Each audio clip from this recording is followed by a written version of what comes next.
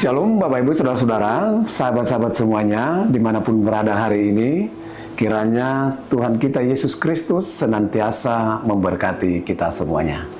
Sebelum kita memulai aktivitas kita hari ini, ada baiknya kita mendengarkan firman Tuhan sebagai pegangan kehidupan kita. Mari kita berdoa. Kasih karunia dan damai sejahtera dari Allah Bapa senantiasa menyertai engkau di dalam Kristus Yesus Tuhan kita. Amin.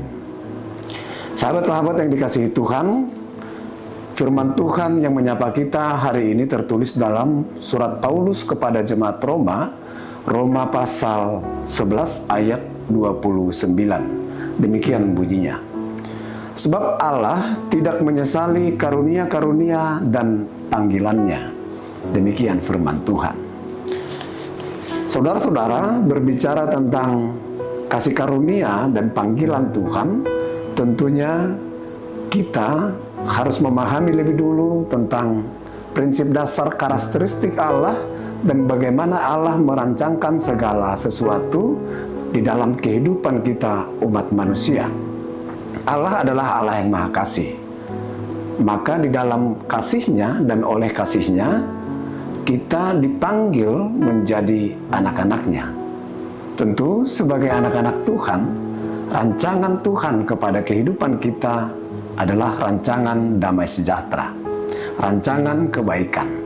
Itulah sahabat-sahabat yang paling mendasar yang harus kita pahami, bahwa Tuhan merancang kehidupanmu menjadi lebih baik. Tuhan merancang sesuatu yang baik di dalam kehidupan kita. Sahabat-sahabat, saudara-saudara semuanya, berbicara soal kasih karunia dan panggilan Tuhan, tentunya kita bisa pahami bahwa kasih karunia ini memiliki beraneka ragam. Dan kasih karunia ini berasal dari Tuhan sebagai anugerah yang begitu besar diberikannya kepada setiap orang percaya, kepada kita semuanya. Dan tentunya ini bisa berbeda-beda. Dan cara Tuhan juga memanggil kita juga berbeda-beda. Apa yang kita hidupi hari ini, bagaimana kita bekerja hari ini, apapun pekerjaan saudara, itu semuanya adalah panggilan Tuhan di dalam kehidupan kita. Hanya bagaimana kita menjalankan panggilan itu, bagaimana kita memanfaatkan dan menjalankan kasih karunia yang telah Tuhan berikan, itulah yang perlu harus kita hidupi, harus kita lakukan sebagai anak-anak Tuhan. Masalah yang sering terjadi di dalam kehidupan kita, bahwa sering sekali kita umat manusia gagal di dalam mengenal rancangan Tuhan yang baik itu. Kadang masalah-masalah kehidupan, pergumulan kehidupan kita, perkara-perkara hidup, sering sekali membuat kita gagal mengenal cinta kasih Allah dalam kehidupan kita. Sehingga kita merasa bahwa kehidupan ini bukanlah sesuatu yang baik. Padahal, seperti yang saya katakan di awal, Tuhan merencanakan sesuatu yang baik di dalam kehidupanmu. Memang proses itu bisa beraneka ragam. Bagaimana perjalanan kehidupan kita masing-masing punya keberagaman. Namun yang pasti pada akhirnya Tuhan selalu merencanakan sesuatu yang baik. Nah, sahabat-sahabat, di dalam jemaat Roma, Paulus mengajarkan kehadiran karya keselamatan yang diberikan oleh Allah kepada manusia dengan pandangan yang berbeda antara mereka, karena jemaat di situ adalah jemaat Yahudi dan non-Yahudi. Kala itu terjadi sebuah masalah di dalam kota Roma, bahwa orang-orang Kristen yang Yahudi dipaksa untuk keluar meninggalkan kota Roma. Itu terjadi pada masa pemerintahan Kaisar Claudius. Mereka, orang-orang Yahudi ini, disuruh untuk keluar meninggalkan kota Roma. Artinya kehadiran mereka tidak diperkenankan. Lalu muncullah masalah, bagaimana kami sebagai umat pilihan mengalami penderitaan yang seperti ini. Dan ada anggapan dari orang Kristen yang bukan Yahudi, merasa bahwa mereka menjadi lebih baik dari orang-orang Kristen Yahudi. Inilah dasar yang disampaikan oleh Paulus, kenapa firman Tuhan ini dikatakan supaya tidak ada perdebatan antara mereka, supaya Paulus mengajarkan bagaimana pengajaran yang benar tentang karya keselamatan Allah dalam kehidupan manusia. Makanya dikatakan seperti dalam renungan ini, sebab Allah tidak menyesali karunia-karunia dan panggilannya. Allah sama sekali tidak pernah menyesal bagaimana Allah memanggil kita. Allah sama sekali tidak pernah menyesal bagaimana Allah memberikan karunia kepada kita, khususnya kepada bangsa Yahudi sebagai umat pilihan yang pertama.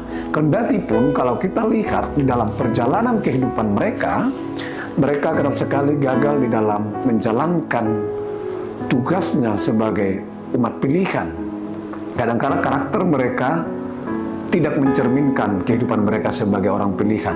Namun hal yang luar biasa yang kita lihat di sini, bahwa Allah memang sama sekali tidak pernah menyesali segala karunia-karunia yang telah Ia berikan. Allah tidak menyesali panggilan yang telah Ia tetapkan kepada kita masing-masing. Paulus mau membenarkan tentang pemahaman mereka bahwa baik orang Yahudi maupun orang yang bukan Yahudi, semuanya dikasihi Tuhan, semuanya diberikan oleh Tuhan kasih karunia, diberikan ketetapan, dipanggil dengan cara Tuhan itu sendiri. Jadi jangan ada dari antara mereka yang menganggap diri lebih benar, apakah orang Yahudi maupun orang yang bukan Yahudi. Nah, sahabat-sahabat, apa yang mau kita lihat di dalam renungan ini? Melalui firman Tuhan hari ini, Paulus mau mengajarkan kepada kita, karena Tuhan tidak pernah menyesali karunia-karunia dan panggilan yang telah ditetapkan kepada kita, maka kita bertanggung jawab untuk menjalankan segala tugas panggilan kita masing-masing dengan karunia-karunia yang kita miliki untuk kemuliaan Tuhan. Kalau Tuhan tidak pernah menyesal, maka saudara juga jangan pernah menyesal atas ketetapan yang telah Tuhan berikan kepadamu. Bagaimanapun keadaan saudara hari ini, bagaimanapun cara Tuhan memanggil saudara hari ini, bagaimanapun kehidupan dan pekerjaan saudara hari ini, jangan pernah menyesal. Tapi lakukanlah tugas itu, yakinkan dirimu bahwa Tuhan percaya kepadamu melalui panggilan dan karunia yang telah kamu dapatkan. Saya kira cukup sekian. Firman Tuhan ini senantiasa dapat memberkati kita bisa menjalankan tugas kita, panggilan kita masing-masing untuk kemuliaan Tuhan saja. Terpujilah nama Tuhan. Amin. Kita berdoa. Bapa di dalam surga, kami bersyukur Tuhan atas firman-Mu yang boleh memberkati kami hari ini. Dan kami percaya kuasa firman-Mu akan mengubahkan kehidupan kami, bagi setiap hati yang rindu akan firman Tuhan, bagi setiap telinga yang rindu mendengar firman Tuhan, bagi setiap mulut yang haus akan firman Tuhan. Kami percaya Bapa, firman-Mu akan berkuasa bekerja di dalam setiap pribadi kami, sehingga kami dapat menjalankan panggilan kami dapat memakai karunia-karunia yang telah Tuhan berikan kepada kami sebagai sebuah kekayaan untuk kemuliaan Tuhan. Dimuliakanlah nama Tuhan, terjadilah kehendak-Mu di dalam Kristus Yesus, Juru Selamat kami. Amin.